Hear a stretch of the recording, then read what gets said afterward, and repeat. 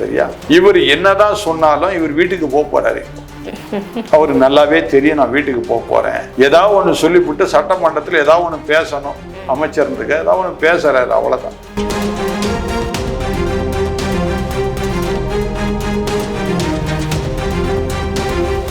தமிழக முதலமைச்சர் நல்லவர், ஆனா எழுதி கொடுத்ததை வாசிக்கிறாரு.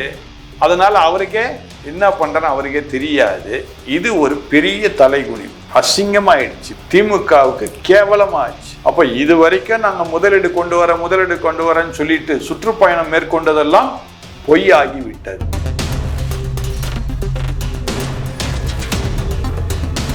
சினிமா துறையில இறங்கி பல கோடிகளை சம்பாதிச்சிட்டாரு. இப்ப அதை பார்த்தா இன்ப நிதி என்ன பண்றாரு? இப்ப அப்பாவுடைய, அதாவது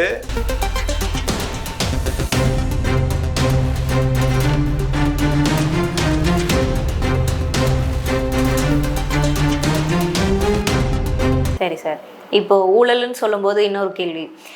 சட்டமன்றத்தில் அதிமுக ஆட்சின்னு இருக்கப்போ 1.5 லட்சக்கணக்கில் கடன் வாங்கி வச்சிருந்தாங்க. திமுக ஆட்சிக்கு வந்ததுக்கப்புறம் நாங்கள் தான் வட்டி கட்டிக்கிட்டு இருக்கோம், 1 லட்சம் வட்டி கட்டுறோம் அப்படின்ற மாதிரி தங்கம் தென்னரசு அவர்கள் சொல்லியிருக்காரு சட்டமன்றத்தில். சரி, அப்போ திமுக இதுக்கு வாங்கின கடனுக்கு இப்போ அடுத்து அதிமுக ஆட்சி அமைச்சா அவங்க தானே கட்டணும். அப்போ இந்த வார்த்தை அவங்க சொல்லுவாங்களா இல்லை? இது பாருங்க, அருமையான டாக்டர் கலைஞர் இருக்கும்போது அவர் என்ன சொன்னார்னா, கஜனாவை காலி பண்ணிட்டு போயிட்டாங்க அண்ணா திராவிட முன்னேற்ற கழகம்னு சொல்லி டாக்டர் கலைஞர் சொன்ன வார்த்தைகள் இதெல்லாம். சரி, அவங்க தான் காலி பண்ணாங்க. அப்ப நீங்களாவது அந்த கஜனாவை சேர்த்து வச்சிருக்கலாமே இல்லையா? நீங்களும் அதை சேர்த்து வைக்கலையே, நீங்களும் மறுபடியும் கடனை வாங்குறீங்க.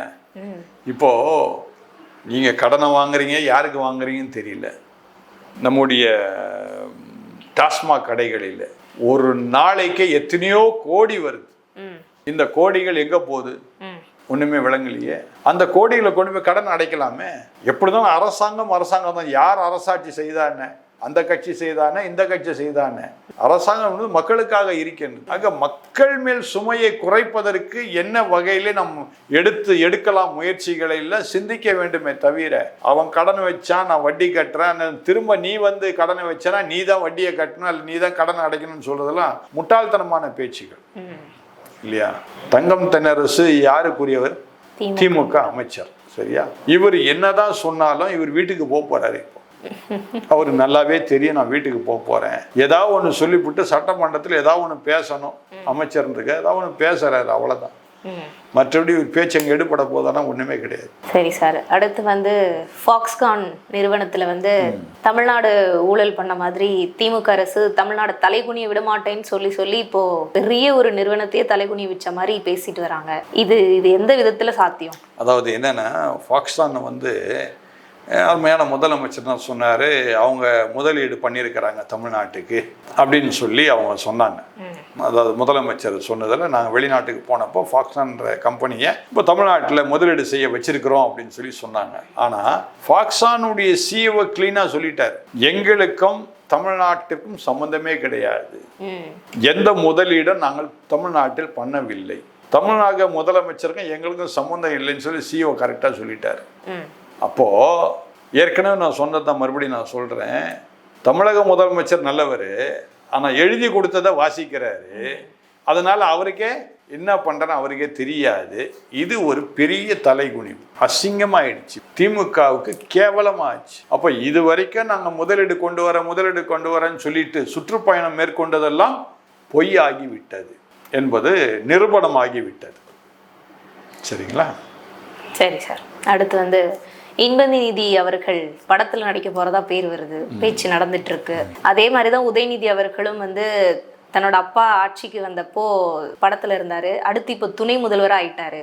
இதுக்கு அடுத்த தலைமுறையா இன்பநிதி அவர்கள் சினிமாக்கு போறாரு, மீண்டும் அரசியல்ல வந்துருவாரா, துணை முதல்வரா வருவாரா? சினிமா நடிகர் தான். படம் ஓடி இருக்கா? படம் ஓடி இருக்கு, நல்லா ஓடிச்சா? நல்லா ஓடிச்சா நல்லா ஓடலாம், அந்த அடுத்த அந்த கேள்வி கேட்கக்கூடாது. அவரும் நடிகர், படம் ஓடிச்சு, பல படங்கள்ல நடிச்சிருக்கிறாரு, திரைப்படங்கள் நடிச்சிருக்கிறாரு. அடுத்ததுனாலதான் அதை பார்த்துதான் அவருடைய மகன் உதயநிதி என்ன பண்ற, சினிமா துறையில இறங்குறாரு. சினிமா துறையில இறங்கி பல கோடிகளை சம்பாதிச்சிட்டாரு. இப்ப அதை பார்த்தா இன்பநிதி என்ன பண்றாரு, இப்ப அப்பாவுடைய, அதாவது அப்பாவுடைய வழியில் வந்தவர் தான் உதயநிதி. உதயநிதி கொஞ்சம் வித்தியாசமாக எடுத்தார், சினிமா துறையில் வேற மாதிரி இறங்கினார். இப்போ இன்பநிதி என்ன பண்ணணும், அப்பாவு சேர்த்து வச்சிருக்கிற கோடிக்கணக்கான பணத்தை என்ன பண்ணணும், இன்பநிதி காப்பாற்றணும். ஸோ அதே வழியில் போகிறாரு. ஆனால் இந்த பணத்தெல்லாம் காப்பாற்றணும்னா என்ன வேணும், அரசியல் வேணும். அரசியல் இல்லாமல் பணத்தை காப்பாற்ற முடியாது. ஆக இவங்களுடைய சொந்த பணத்தை காப்பாற்றுவதற்காக தான் இன்றைக்கு துணை முதலமைச்சர் உதயநிதி. அடுத்தது அவர் தான் முதலமைச்சராக வரணும்னு ஆசைப்படுறாரு. அதற்கு முன்பதாகவே நாம் என்ன பண்ணுவோம், திமுகவை வீட்டுக்கு அனுப்பி விடுவோம். அதனால அவருடைய கனவுகள் நனவாகாது. சரியா? அதனால் இவங்களோட திட்டங்கள்லாம் இனிமேல் நிறைவேறாது. இதோட 2026 திமுக வீட்டிற்கு போய்விட வேண்டியதுதான். ரெஸ்ட் இன் பீஸ் நாங்கள் சொல்லுவோம். நிரந்தரமாக நீங்கள் உறங்கலாம்.